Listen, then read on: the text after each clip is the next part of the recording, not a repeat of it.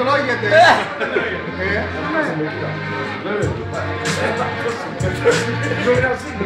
Μην πας πολύ καλή γιατί θα βρεις χρόνο. Αυτό είναι παρολί. Να πω κάτι όμως. Δεν μπορείς να φτιάξεις το μαλάκα 5-15. Γιατί βάλες. Τους ήπιαμε. Έκατσες και έταξες εκείνο το κλάμα. Και δεν θα σου πούν που θα φτιάξεις. Άμα είναι βάλτε να βρεις κλάμα.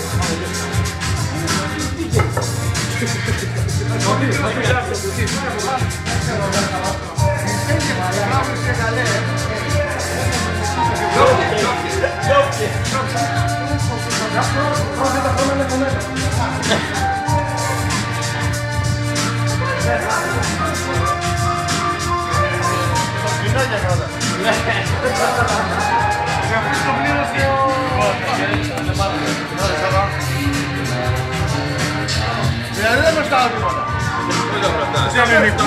Τα νερά. Να σου πω, αυτό όμως πρέπει να ξέρετε και στο YouTube, μαλάκα. Να γίνουμε ρετίκολο διεθνώς. Να σου πω, αυτό πως κουριάζει με το νερό.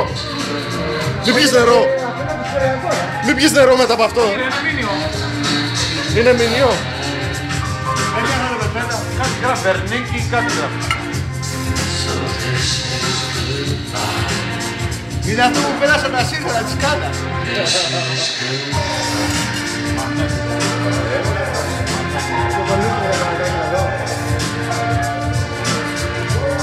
Τότε η Μάρια κάνει.